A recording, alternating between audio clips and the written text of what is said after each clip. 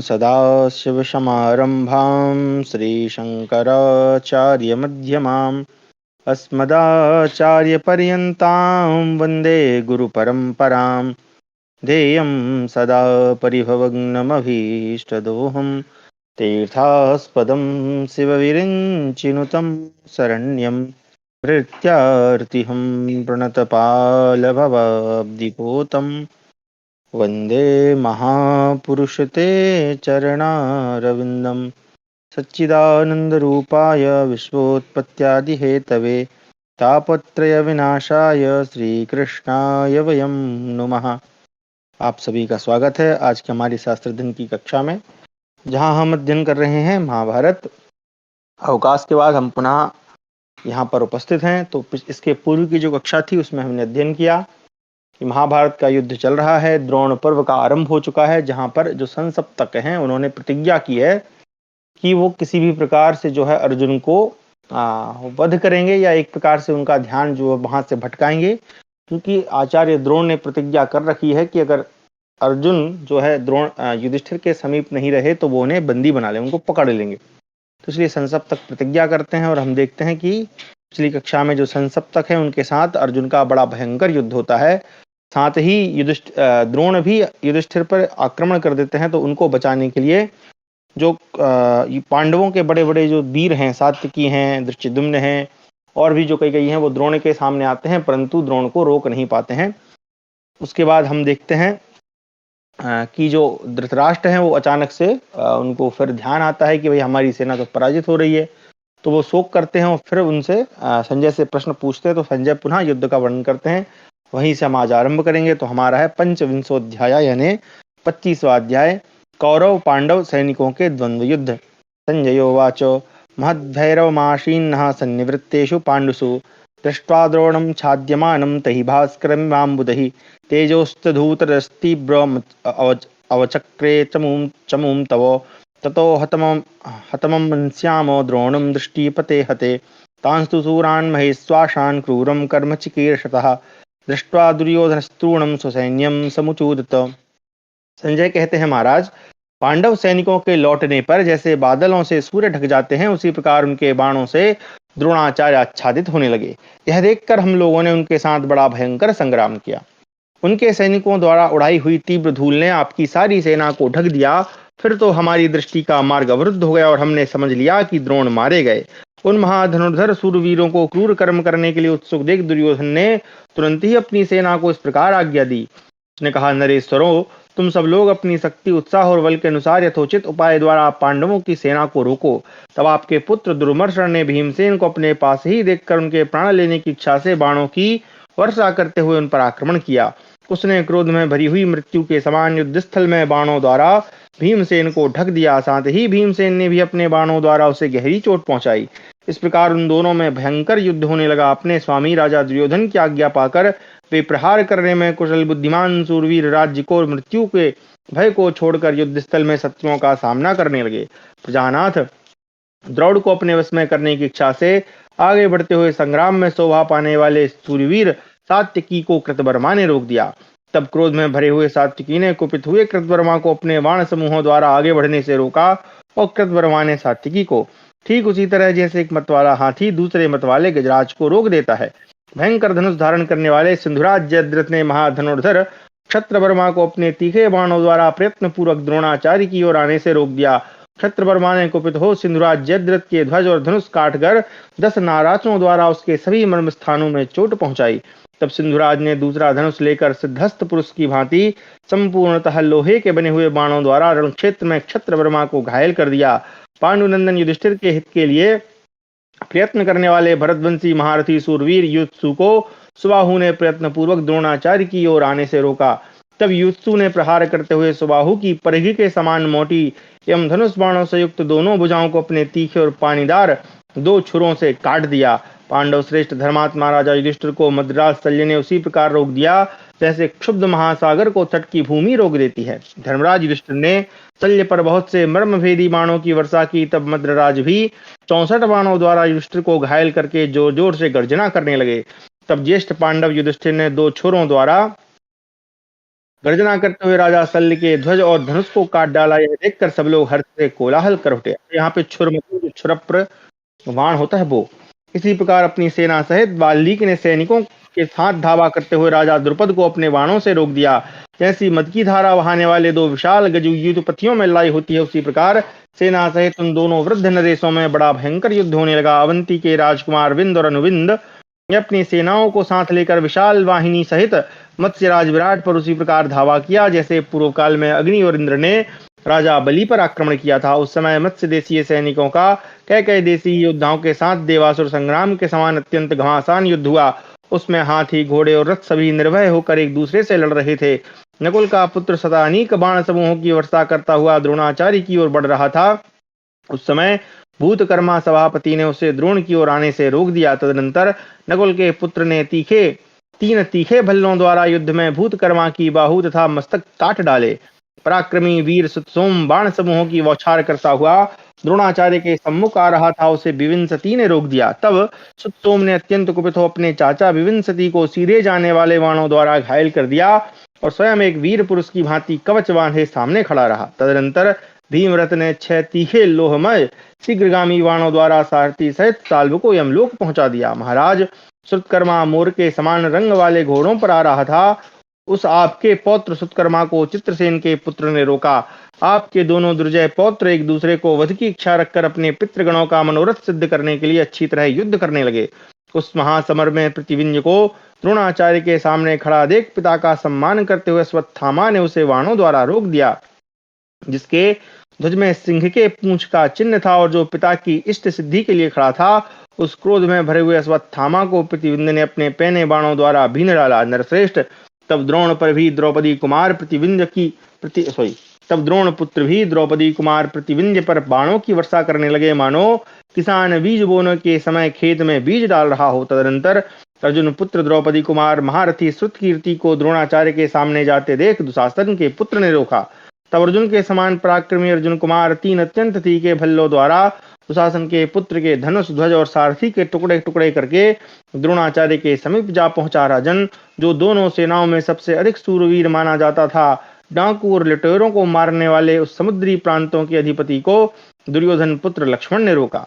भारत, तब वह लक्ष्मण के धनुष और ध्वज चिन्ह को काटकर उसके ऊपर बाण समूहों की वर्षा करता हुआ बहुत शोभा पाने लगा। परम बुद्धिमान नवयुवक विकर्ण ने युवावस्था से संपन्न द्रुपद कुमार शिखंडी को युद्ध में आगे बढ़ने से रोका। तब शिखंडी ने अपने बाण समूह से विकर्ण को आच्छादित कर दिया। आपका बलवान पुत्र उस सहायक जाल को छिन्न भिन्न करके बड़ी शोभा पाने लगा। अंगद ने वीर उत्तमौजा को अपने और द्रोणाचार्य के सामने आते देख युद्धस्थल में अपने बाण समुदाय की वर्षा से रोक दिया। उन दोनों पुरुष सिंहों में बड़ा भयंकर युद्ध छिड़ गया। वह संग्राम में समस्त सैनिकों की तथा उन दोनों की भी प्रसन्नता को बढ़ा रहा था। महाधनुर्धर बलवान दुर्मुख ने द्रोणाचार्य के सामने जाते हुए वीर पुरुजित को वत्स दंतों के प्रहार द्वारा रोक दिया। तब पुरुजित ने एक नाराज द्वारा दुर्मुख पर उसकी दोनों भौहों के मध्य में प्रहार किया। उस समय द्रुमुख का मुख मृणाल युक्त कमल के समान सुशोभित हुआ। कर्ण ने लाल रंग की ध्वजा से सुशोभित 5 भाई कैकेय राजकुमारों को द्रोणाचार्य के सम्मुख जाते देख उन्हें बाणों की वर्षा से रोक दिया।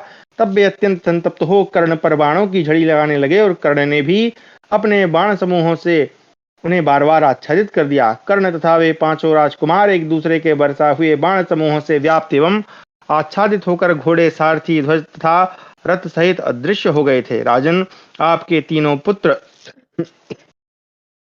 दुर्जय, जय और विजय ने नील, काश्य तथा जयतसेन इन तीनों को रोक दिया। उन सब में भयंकर युद्ध छिड़ गया, जो सिंह, व्याघ्र, तेंदुओं यानी जरखों का रीछों, भैंसों तथा साणों के साथ होने वाले युद्ध के समान दर्शकों के हर्ष को बढ़ाने वाला था।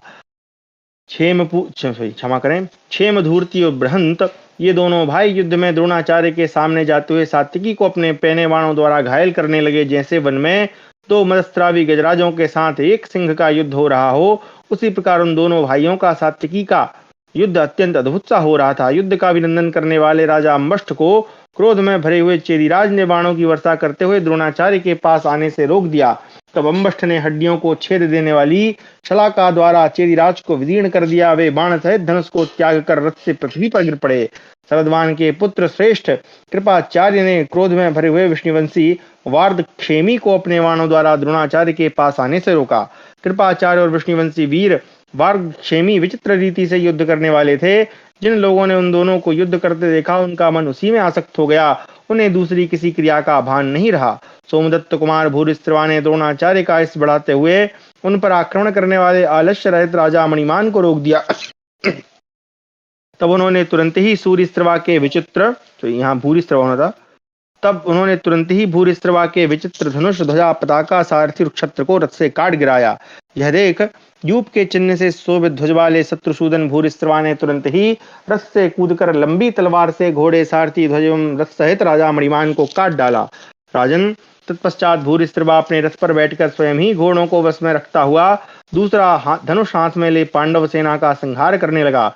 जैसे इंद्र असुरों पर आक्रमण करते हैं, उसी प्रकार द्रोणाचार्य पर धावा करने वाले दुर्जय वीर पांड्य को शक्तिशाली वीर वृषसेन ने अपने बाण समूहों से रोक दिया। तत्पश्चात गदा, परिग, खड्ग, पट्टिस, लोहे के घन पत्थर, कडंगर या कडंगर, ठीक है इसका, हाँ कडंगरई, कडंगर, भुसुंडी, प्रास, तोमर, सायक, मुशल, मुदगर, चक्र, भिंदीपाल, फर्षा, धूल, हवा, अग्नि, जल, भस्म, मिट्टी के ढेले, तिनके तथा वृक्षों से कौरव सेना को पीड़ा देता हुआ, शत्रुओं का अंग भंग करता हुआ, तोड़ता फोड़ता, मारता भगाता, फेंकता एवं सारी सेना को भयभीत करता हुआ घटोत्कच वहां द्रोणाचार्य को पकड़ने के लिए आया।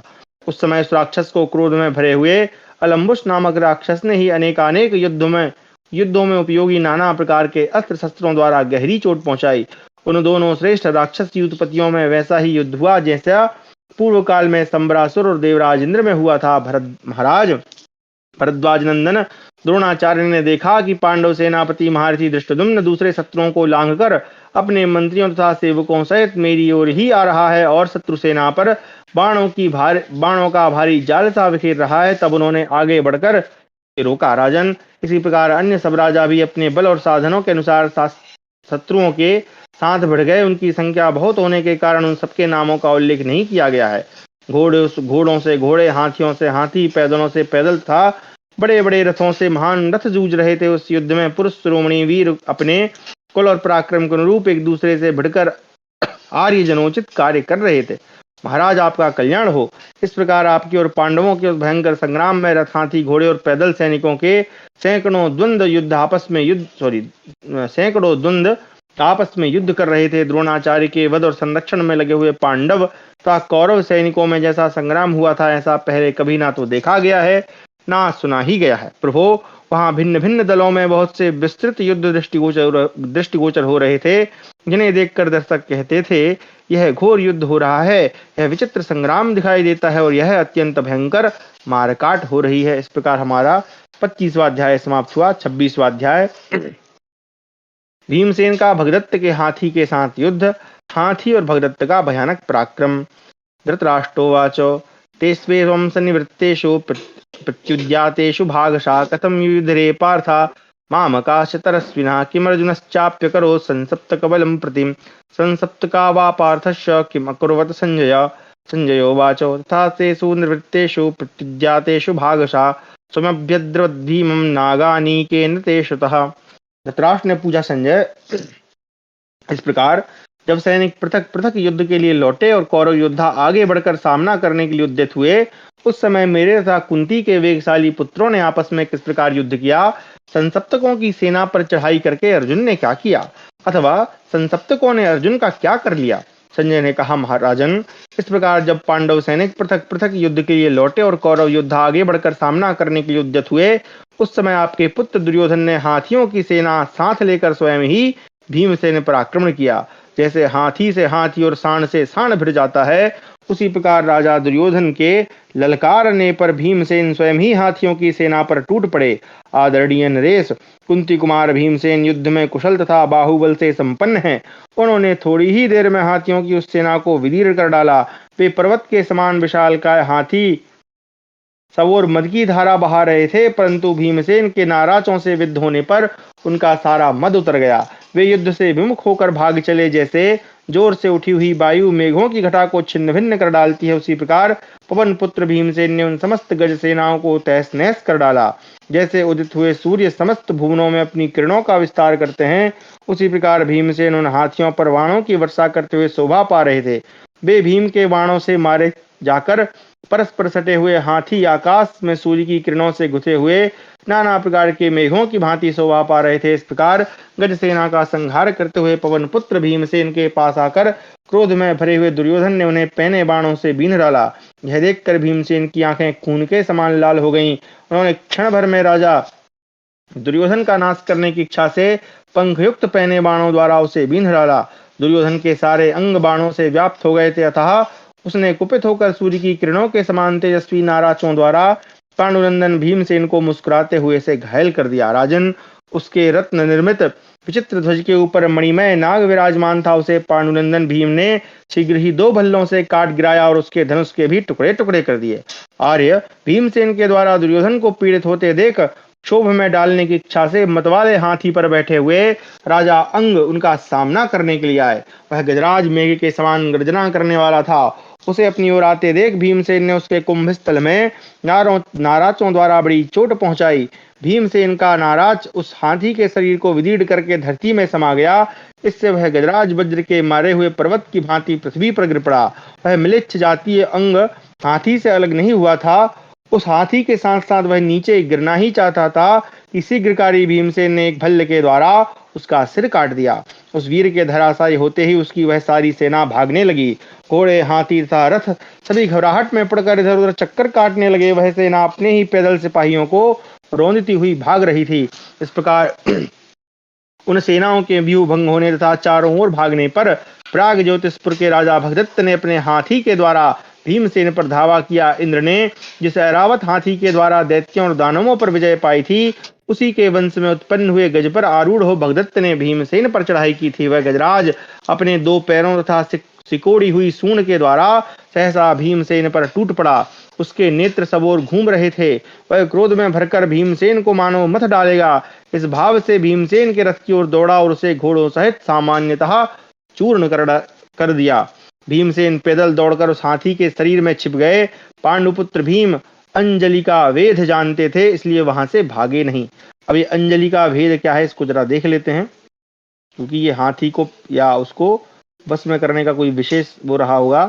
कहा, हाथी के निचले भाग में कोई ऐसा स्थान होता है जिसमें दोनों हाथों के द्वारा थपथपाने से हाथी को सुख मिलता है। इस अवस्था में वह महावत के मारने पर भी टस से मस नहीं होता। भीमसेन इस कला को जानते थे, इसी का नाम अंजलि का वेद है। तो ये भी कला है भैया, देखिए। वे उसके शरीर के नीचे होकर हाथ से बारंबार थपथपाते हुए वध की आकांक्षा रखने वाले उस अविनाशी गजराज को लाड़ प्यार करने लगे। उस समय वह हाथी तुरंत ही कुम्हार के चाक के समान सब ओर घूमने लगा। उसमें 10,000 हाथियों का बल था। वह शोभायमान गजराज भीमसेन को मार डालने का प्रयत्न कर रहा था। भीमसेन भी उसके शरीर के नीचे से निकलकर उस हाथी के सामने खड़े हो गए। उस समय हाथी ने अपनी सूंड से गिराकर उन्हें दोनों घुटनों से कुचल डालने का प्रयत्न किया। इतना ही नहीं, उस हाथी ने उन्हें गले में लपेटकर मार डालने की चेष्टा की। तब भीमसेन उसे भ्रम में डालकर उसकी सूंड के लपेटे से अपने आप को छुड़ा लिया। तदनंतर भीमसेन पुनः उस हाथी के शरीर में ही छिप गए और अपनी सेना की ओर से उस हाथी का सामना करने के लिए किसी दूसरे हाथी के आगमन की प्रतीक्षा करने लगे। थोड़ी देर बाद भीम हाथी के शरीर से निकलकर बड़े वेग से भागे। उस समय सारी सेना में बड़े जोर से कोलाहल होने लगा। आर्य, उस समय सबके मुंह से यही बात निकल रही थी, कहो, इस हाथी ने भीमसेन को मार डाला, यह कितनी बुरी बात है। राजन, उस हाथी से भयभीत हो पांडवों की सारी सेना सहसा वहीं भाग गई जहां भीमसेन खड़े थे। तब राजा युधिष्ठिर ने भीमसेन को मारा गया जानकर पांचाल देशीय सैनिकों को साथ ले भगदत्त को चारों ओर से घेर लिया। शत्रुओं को संताप देने वाले वे श्रेष्ठ रथी उन महारथी भगदत्त को सब ओर से घेर कर उनके ऊपर सैकड़ों और हजारों पैने वाणों की वर्षा करने लगे। पर्वतराज भगदत्त ने उन वाणों के प्रहार का अंकुश द्वारा निवारण किया और हाथी को आगे बढ़ाकर पांडव तथा पांचाल योद्धाओं को कुचल डाला। प्रजानाथ, उस युद्ध स्थल में हाथी के द्वारा बूढ़े राजा भगदत्त का हम लोगों ने अद्भुत पराक्रम देखा। तत्पश्चात दशारण राज ने मदस्त्रावी, शीघ्रगामी तथा त्रिशी दिशाया ने पार्श्वभाग की ओर से आक्रमण करने वाले गजराज के द्वारा भगदत्त पर धावा किया। वे दोनों हाथी बड़े भयंकर रूप वाले थे। उन दोनों का युद्ध भी वैसा ही प्रतीत हुआ जैसे कि पूर्व काल में पंखयुक्त एवं वृक्षावली से विभूषित दो पर्वतों में युद्ध हुआ करता था। प्राग ज्योतिष नरेश के हाथी ने लौटकर और पीछे हटकर दशाण राज के हाथी के पार्श्वभाग में गहरा आघात किया, उसे विदीर्ण करके मार गिराया। तत्पश्चात राजा भगदत्त ने सूर्य की किरणों के समान चमकीले 7 तोमरों द्वारा हाथी पर बैठे हुए शत्रु दशाण राज को, जिसका आसन विचलित हो गया था, मार डाला। तब युधिष्ठिर ने राजा भगदत्त को अपने बाणों से घायल करके विशाल रथ सेना के द्वारा सब ओर से घेर लिया। जैसे वन के भीतर पर्वत के शिखर पर दावानल प्रज्वलित हो रहा हो, उसी प्रकार सब ओर से रथियों से गिरकर हाथी पर बैठे हुए राजा भगदत्त शोभित हो रहे थे। बाणों की वर्षा करते हुए भयंकर धनुर्धर रथियों का मंडल उस हाथी पर सब ओर से आक्रमण कर रहा था और वह हाथी चारों ओर चक्कर काट रहा था। उस समय प्रागज्योतिषपुर के नरेश उस महान गजराज को सब ओर से काबू में करके सहसा सात्विकी की रथ की ओर बढ़ाया। युधान यानी सात्विकी अपने रथ को छोड़कर दूर हट गए और उस महान गजराज ने सिनीपौत्र सात्विकी के उस रथ को सूंड से पकड़कर बड़े वेग से फेंक दिया। तदनंतर सारथी ने अपने रथ के विशाल सिंधी घोड़ों को उठाकर खड़ा किया और कूदकर रथ पर जा चढ़ा। फिर रथ सहित सात्विकी के पास जाकर खड़ा हो गया। इसी बीच में अवसर पाकर वह गजराज बड़ी उतावली के साथ रथों के घेरे से पार निकल गया और समस्त राजाओं को उठाकर फेंकने लगा। उस शीघ्रगामी गजराज से डराए हुए नरश्रेष्ठ नरेश युद्ध स्थल में उस एक को ही सैकड़ों हाथियों के समान मानने लगे। जैसे देवराज इंद्र ऐरावत हाथी पर बैठकर दानवों का नाश करते हैं, उसी प्रकार अपने हाथी की पीठ पर बैठे हुए राजा भगदत्त पांडव सैनिकों का संहार कर रहे थे। उस समय इधर उधर भागते हुए पांचाल सैनिकों के हाथी घोड़ों का महान भयंकर चीत्कार शब्द प्रकट हुआ। भगदत्त के द्वारा समर भूमि में पांडव सैनिकों के खदेड़े जाने पर भीमसेन कुपित हो पुनः प्रागज्योतिष के स्वामी भगदत्त पर चढ़ाए। उस समय आक्रमण करने वाले भीमसेन के घोड़ों पर उस हाथी ने सूंड से जल छोड़कर उन्हें भयभीत कर दिया। फिर तो वे घोड़े भीमसेन को लेकर दूर भाग गए। तब आकृति पुत्र रुचि परवा ने तुरंत ही उस हाथी पर आक्रमण किया। वह रथ पर बैठकर साक्षात यमराज के समान जान पड़ता था। उसने बाणों की वर्षा से उस हाथी को गहरी चोट पहुंचाई। यह देख जिनके अंगों की जोड़ सुंदर है, उन पर्वतराज भगदत्त ने झुकी हुई गांठ वाले बाण के द्वारा रुचि परवा को यमलोक पहुंचा दिया। उस वीर के मारे जाने पर अभिमन्यु, द्रौपदी कुमार, चेकितान, दृष्टकेतु तथा युत्सु ने भी उस हाथी को पीड़ा देना आरंभ किया। वे सब लोग उस हाथी को मार डालने की इच्छा से विकट गर्जना करते हुए अपने बाणों की धारा से सींचने लगे, मानो मेघ पर्वत को जल की धारा से नहला रहे हों। तदनंतर विद्वान राजा भगदत्त ने अपने पैरों की एड़ी अंकुश एवं अंगुष्ठ से प्रेरित करके उस हाथी को आगे बढ़ाया।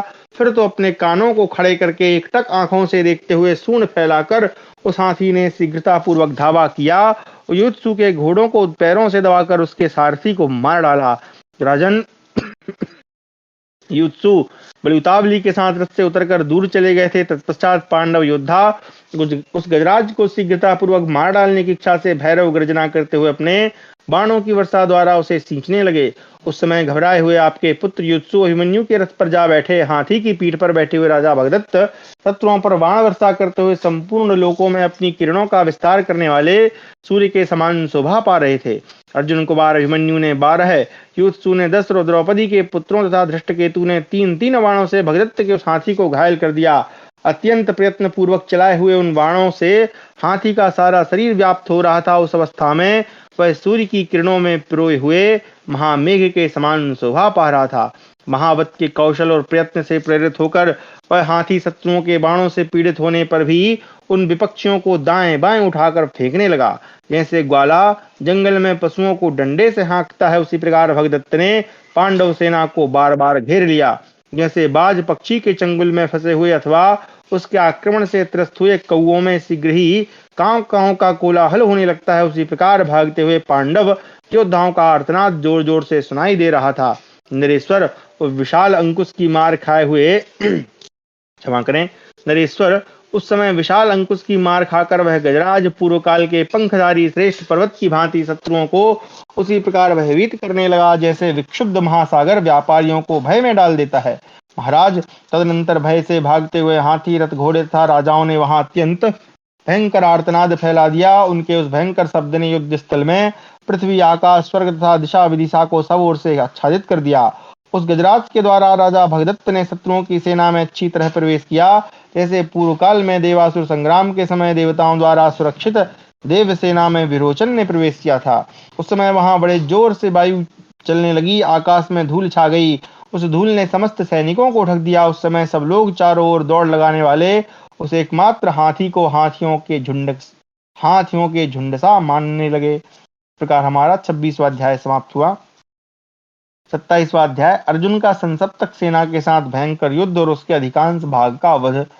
संजयोवाच यन्मां पार्थस्य संग्रामे कर्माणि परिपृच्छसि तच्छृणुष्व महाबाहो पार्थो यतकरोद्रणे रजो दृष्ट्वा समद्भूतं श्रुत्वा च गजनिःसुनं भगदत्ते विकुर्वाणे कौन्तेयः कृष्णमब्रवीत् यथा प्राग्ज्योतिषो राजा गजेन मधुसूदनः त्वरमाणो निष्क्रान्तो ध्रुवं तस्यैव निःस्वनः। संजय कहते हैं, महाबाहो, आप जो मुझसे युद्ध में अर्जुन के पराक्रम का पूछ रहे हैं उन्हें बताता हूँ। अर्जुन ने रण क्षेत्र में जो कुछ किया वह सुनिए। भगदत्त के विचित्र रूप से युद्ध करते समय वहां धूल उड़ती देखकर हाथी के चिघाड़ने का शब्द सुनकर अर्जुन ने श्री कृष्ण से कहा, मधुसूदन, राजा भगदत्त अपने हाथी पर सवार जिस प्रकार उतावली के साथ युद्ध के लिए निकले थे उससे जान पड़ता है निश्चय ही यह महान कोलाहल उन्हीं का है। मेरा तो यह विश्वास है कि वे युद्ध में इंद्र से कम नहीं। भगदत्त हाथी की सवारी में कुशल और गजारोही योद्धाओं में पृथ्वी में सबसे प्रधान है और उनका वह गजश्रेष्ठ सुप्रतीक भी युद्ध में अपनी सानी नहीं रखता। वह सब शास्त्रों का उल्लंघन करके युद्ध में अनेक बार पराक्रम प्रकट कर चुका है। अब उसने परिश्रम को जीत लिया है। अनघ वह संपूर्ण शस्त्रों के आघात तथा अग्नि के स्पर्श को भी सह सकने वाला है। आज वह अकेला ही समस्त पांडव सेना का विनाश कर डालेगा। हम दोनों के सिवा दूसरा कोई नहीं जो उसे बाधा देने में समर्थ हो। अतः आप शीघ्रता पूर्वक वहीं चलिए जहां प्राग ज्योतिष नरेश भगदत्त विद्यमान हैं।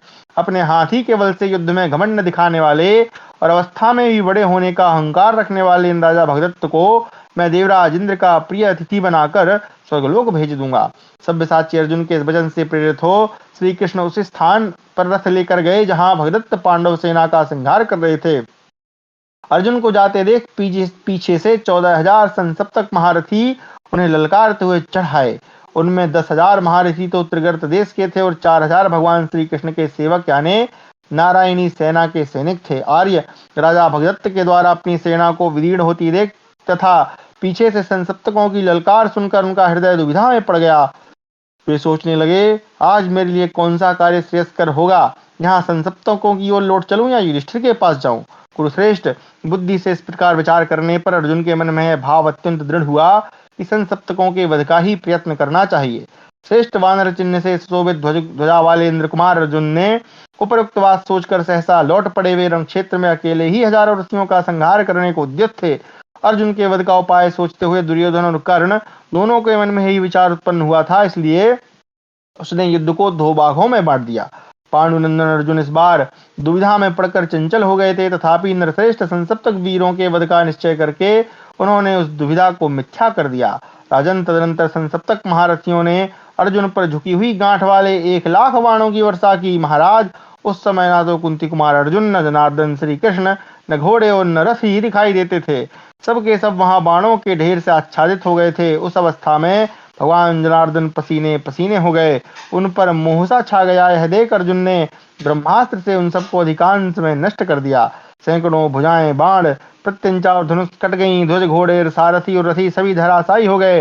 वृक्ष, पर्वत, शिखर और मेघों के समान विशाल एवं ऊंचे शरीर वाले सजे सजाए हाथी, जिनके सवार पहले ही मार दिए गए थे, अर्जुन के बाणों से आहत होकर पृथ्वी पर गिर पड़े। उस रण क्षेत्र में बहुत से हाथी अर्जुन के बाणों से मथित होकर सवारों सहित प्राण शून्य होकर पृथ्वी पर गिर पड़े।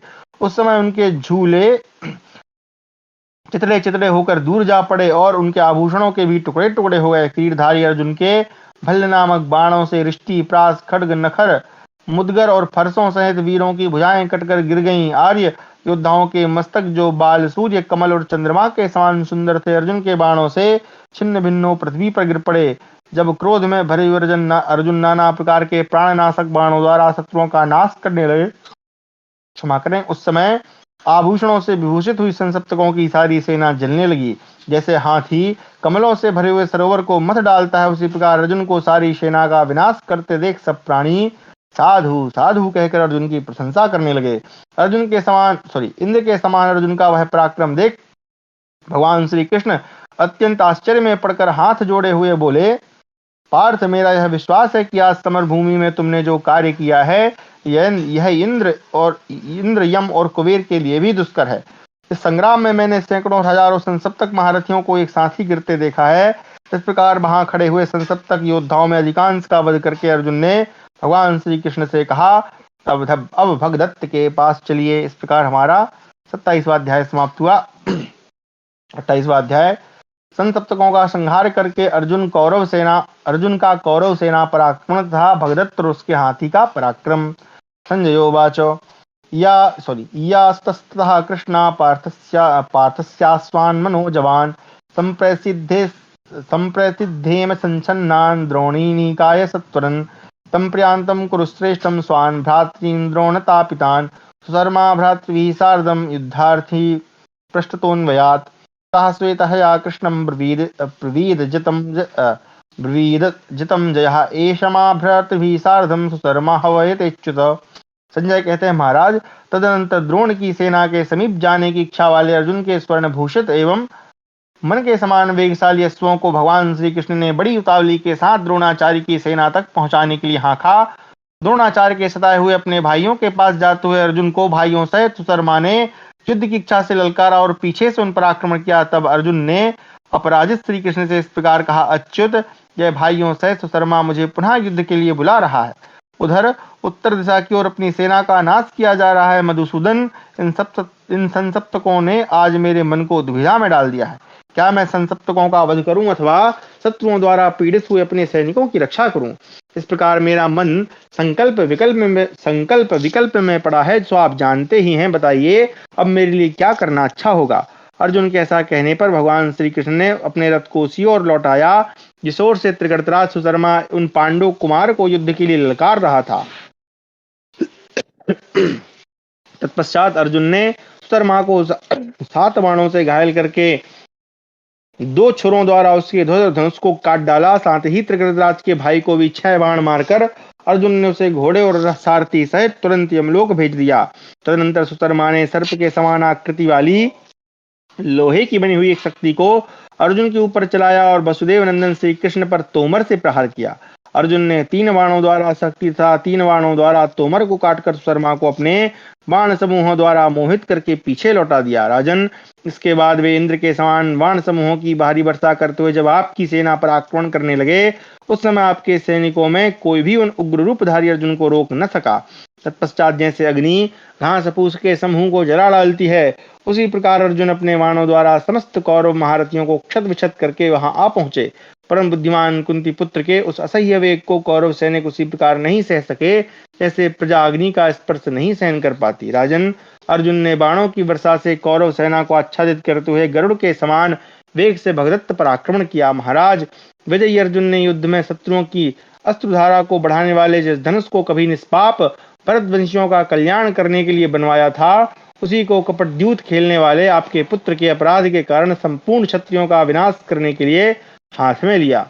नरेश्वर, कुंती कुमार अर्जुन के द्वारा मथी जाती हुई आपकी वाहिनी उसी प्रकार छिन्न भिन्न होकर बिखर गई जैसे नाव किसी पर्वत से टकराकर टूक टूक हो जाती है। तदनंतर 10,000 धनुर्धर वीर जय तथा पराजय के हेतुभूत का युद्ध तदनंतर 10,000 धनुर्धर वीर जय अथवा पराजय के हेतुभूत युद्ध का क्रूरता पूर्ण निश्चय करके लौट आए।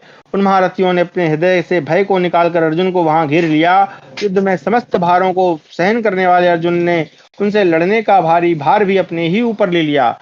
जैसे 60 वर्ष का मदस्त्रावी हाथी क्रोध में भरकर नरकुलों के जंगल को रौंदकर धूल में मिला देता है, उसी प्रकार प्रयत्नशील पार्थ ने आपकी सेना को मटिया मेट कर दिया। उस सेना के मथे डाले जाने पर राजा भगदत्त उसी सुप्रतीक हाथी के द्वारा सहसा धनंजय पर धावा किया।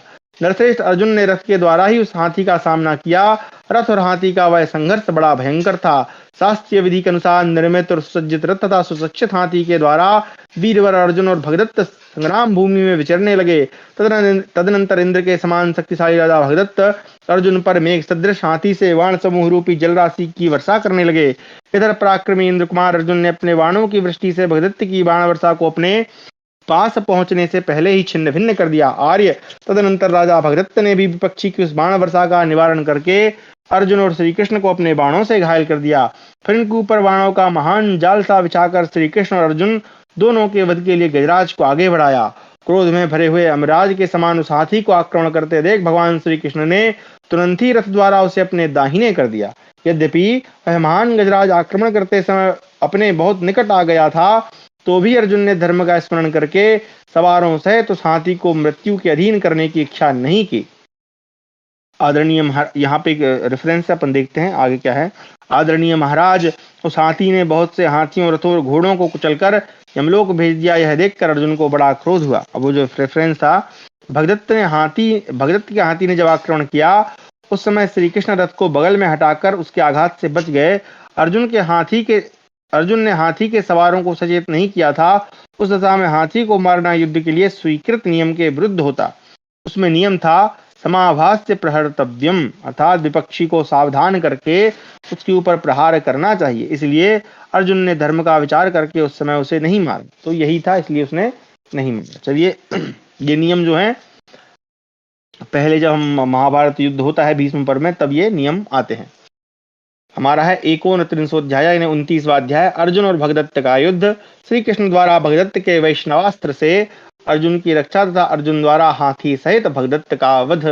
धृतराष्ट्रोवाच तथा क्रुद्धा किमकरोत् भगदत्तस्य पांडवा प्राग्ज्योतिषो वा पार्थस्य तन्मे संशयथा तथम्। संजयोवाच प्राग्ज्योतिषेण संसक्ता बहु दाशार पांडवौ मृत्युदंष्टान्तिकं प्राप्तौ सर्वभूतानि मे निरे तथा तु सरवर्षाणि पातयत्यशं प्रभो गजस्कंधान महाराजौ कृष्णयोश्चिंदनस्थयो। धृतराष्ट्र ने पूछा, संजय, उस समय क्रोध में भरे हुए पांडुकुमार अर्जुन ने भगदत्त का और भगदत्त ने अर्जुन का क्या किया, यह ठीक ठीक मुझे बताओ।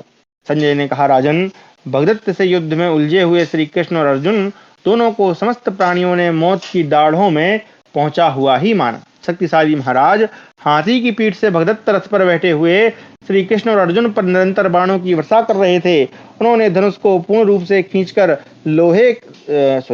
खींचकर छोड़े हुए लोहे के बने और स्थान पर चढ़ाकर तेज किए हुए स्वर्णमय पंख युक्त बाणों से देवकी पुत्र श्री कृष्ण को घायल कर दिया। भगदत्त के चलाए हुए अग्नि के स्पर्श के समान तीक्ष्ण और सुंदर पंख वाले बाण देवकी पुत्र श्री कृष्ण के शरीर को छेद कर धरती में समा गए। तब अर्जुन ने राजा भगदत्त का धनुष काटकर उनके परिवार को मार डाला और उन्हें लाड़ लड़ाते हुए से उनके साथ युद्ध आरंभ किया। यहाँ पर परिवार मतलब वो जो उसके साथ वहां पर हाथी पे होंगे वो लोग या उसके आसपास जो रहते होंगे वो। भगदत्त ने सूर्य की किरणों के समान तीखे 14 तोमर चलाए, परंतु सब्यसाची अर्जुन ने उनमें से प्रत्येक के 2-2 टुकड़े कर डाले। तब इंद्र कुमार ने बड़ी भारी बाण वर्षा करके उस हाथी के कवच को काट डाला, जिससे कवच जीर्ण शीर्ण होकर पृथ्वी पर गिर पड़ा। कवच कट जाने पर हाथी को बाणों के आघात से पीड़ा होने लगी। वह खून की धारा से नहा उठा और बादलों से रहित एवं गैरिक मिश्रित जलधारा से भीगे हुए गिरिराज के समान शोभा पाने लगा। तब भगदत्त ने वसुदेव नंदन श्री कृष्ण को लक्ष्य करके स्वर्णमय दंड से युक्त लोहमयी शक्ति चलाई, परंतु अर्जुन ने इसके 2 टुकड़े कर डाले। तदनंतर अर्जुन ने अपने बाणों द्वारा राजा भगदत्त के छत्र ध्वज को काटकर मुस्कुराते हुए 10 बाणों द्वारा तुरंत ही उस पर्वतेश्वर को बींध डाला। अर्जुन के कंकपत्र युक्त सुंदर पांख वाले बाणों द्वारा अत्यंत घायल हो राजा भगदत्त उन पांडुपुत्र पर कुपित हो उठे। उन्होंने श्वेत वाहन अर्जुन के मस्तक पर तोमरों का प्रहार किया और जोर से गर्जना की। उन तोमरों ने समर भूमि में अर्जुन के किरीट को उलट दिया। किरीट यानी मुकुट को, उल्टे हुए किरीट को ठीक करते हुए पांडुपुत्र अर्जुन ने भगदत्त से कहा, राजन, अब इस संसार को अच्छी तरह देख लो। अर्जुन के ऐसा कहने पर भगदत्त ने अत्यंत कुपित हो एक तेजस्वी धनुष हाथ में लेकर श्री कृष्ण सहित अर्जुन पर बाणों की वर्षा प्रारंभ कर दी। अर्जुन ने उसके धनुष को काटकर उसके तूणीरों के भी टुकड़े टुकड़े कर दिए। फिर तुरंत ही 72 बाणों से उसके संपूर्ण मर्म स्थानों में गहरी चोट पहुंचाई। उन बाणों से घायल अत्यंत पीड़ित होकर भगदत्त ने वैष्णवास्त्र प्रकट किया। उसने कुपित हो अपने अंकुश को ही वैष्णवास्त्र से अभिमंत्रित करके पांडुनंदन अर्जुन की छाती पर छोड़ दिया। भगदत्त का छोड़ा हुआ वह अस्त्र सबका विनाश करने वाला था। भगवान श्री कृष्ण ने अर्जुन को ओट में करके स्वयं ही अपनी छाती पर उसकी चोट सह ली। भगवान श्री कृष्ण की छाती पार आकर वह अस्त्र वैजयंती माला के रूप में परिणत हो गया। वह माला कमल कोश की विचित्र शोभा से युक्त तथा सभी ऋतुओं के पुष्पों से संपन्न थी। उससे अग्नि, सूर्य और चंद्रमा के समान प्रभा फैल रही थी। उसका एक एक दल अग्नि के समान प्रकाशित हो रहा था। कमल दलों से शोभित तथा हवा से हिलते हुए दलों वाली उस वैजयंती माला से तीसी के फूलों के समान श्याम वर्ण वाले केसी-हंता सूरसेन नंदन सारंग धनवा सत्यसूदन भगवान केशव अधिकाधिक शोभा पाने लगे, मानो वर्षा काल में संध्या के मेघों से आच्छादित श्रेष्ठ पर्वत सुशोभित हो रहा हो। उस समय अर्जुन के मन में बड़ा क्लेश हुआ। उन्होंने भगवान श्री कृष्ण से इस प्रकार कहा, अनघ, आपने तो प्रतिज्ञा की है कि मैं युद्ध न करके घोड़ों को वश में रखूंगा, केवल सारथी का काम करूंगा, किंतु कमल नयन, आप वैसी बात कहकर भी अपनी प्रतिज्ञा का पालन नहीं कर रहे हैं। यदि मैं संकट में पड़ जाता अथवा अस्त्र का निवारण करने में असमर्थ हो जाता तो उस समय आपका ऐसा करना उचित होता। जब मैं युद्ध के लिए तैयार खड़ा हूं तब आपको ऐसा नहीं करना चाहिए। आपको तो यह भी विदित है कि यदि मेरे हाथ में धनुष और बाण हो तो मैं देवता, असुर और मनुष्यों सहित संपूर्ण लोकों पर विजय पा सकता हूँ। तब भगवान श्री कृष्ण ने अर्जुन से ये रहस्यपूर्ण वचन कहे, अनघ, कुंती नंदन, इस विषय में यह गोपनीय रहस्य की बात सुनो जो पूर्व काल में घटित हो चुकी है।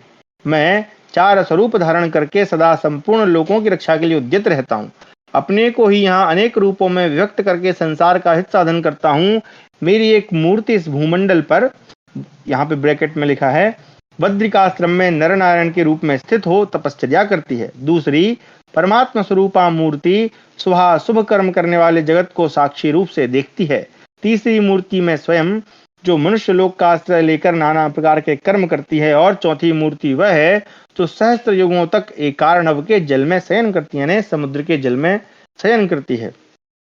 सहस्त्र युग के पश्चात वह मेरा चौथा स्वरूप जब योग निद्रा से उठता है, उस समय वर पाने के योग्य श्रेष्ठ भक्तों को मैं उत्तम वर प्रदान करता हूँ। एक बार जबकि वही समय प्राप्त था, पृथ्वी देवी ने अपने पुत्र नरकासुर के लिए मुझसे जो वर मांगा उसे सुनो। मेरा पुत्र वैष्णवास्त्र से संपन्न होकर देवताओं और दानवों के लिए अवध्य हो जाए, इसलिए आप कृपा पूर्वक मुझे वह अस्त्र प्रदान करें। उस समय पृथ्वी के मुंह से अपने पुत्र के लिए इस प्रकार याचना सुनकर मैंने पूर्व काल में अपना परम उत्तम अमोघ वैष्णव अस्त्र उसे दे दिया। उसे देते समय मैंने कहा, वसुदेव, यह अमोघ वैष्णवास्त्र नरकासुर की रक्षा के लिए उसके पास रहे, फिर उसे कोई भी नष्ट नहीं कर सकेगा। इस अस्त्र से सुरक्षित रहकर तुम्हारा पुत्र शत्रुओं की सेना को पीड़ित करने वाला और सदा संपूर्ण लोकों में दुर्धर्ष बना रहेगा। तब जो आज्ञा कहकर मनस्विनी पृथ्वी देवी कृतार्थ होकर चली गई, वह नरकासुर भी उस अस्त्र को पाकर शत्रुओं को संताप देने वाला तथा अत्यंत दुर्जय हो गया। पार्थ, नरकासुर से वह मेरा अस्त्र इस प्राग ज्योतिष नरेश भगदत्त को प्राप्त हुआ। आर्य, इंद्र तथा रुद्र सहित तीनों लोकों में कोई भी ऐसा वीर नहीं है जो इस अस्त्र के लिए अवध्य हो। अतः मैंने तुम्हारी रक्षा के लिए उस अस्त्र को दूसरे प्रकार से उसके पास से हटा दिया है। पार्थ, अब वह महान असुर उस उत्कृष्ट अस्त्र से वंचित हो गया है, अतः तुम उसे मार डालो। दुर्जय वीर भगदत्त तुम्हारा बैरी और देवताओं का द्रोही है, अतः तुम उसका वध कर डालो, जैसे कि मैंने पूर्व काल में लोकहित के लिए नरकासुर का संहार किया था। महात्मा केशव के ऐसा कहने पर अर्जुन उसी समय भगदत्त पर सहसा पैने बाणों की वर्षा करने लगे। तत्पश्चात महाबाहु महामना पार्थ ने बिना किसी घबराहट के हाथी के कुंभ स्थल में एक नाराज का प्रहार किया। वह नाराज उस हाथी के मस्तक पर पहुंचकर उसी प्रकार लगा जैसे वज्र पर्वत पर चोट करता है, जैसे सर्प बामी में समा जाता है, उसी प्रकार वह बाण हाथी के कुंभ स्थल में पंख सहित घुस गया। वह हाथी बारंबार भगदत्त के हाँकने पर भी उसकी आज्ञा का पालन नहीं करता था, जैसे दुष्टा स्त्री अपने दरिद्र स्वामी की बात नहीं मानती। उस महान गजराज ने अपने अंगों को निश्चेष्ट करके दोनों दांत धरती पर टेक दिए और आर्त स्वर से चीत्कार करके प्राण त्याग दिए।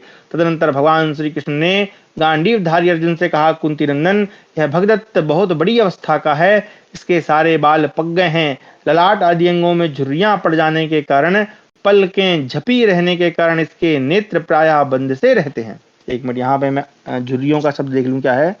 अयम महत्तरा पार्था पलितेन क्षमावृता वली संचयन नयना।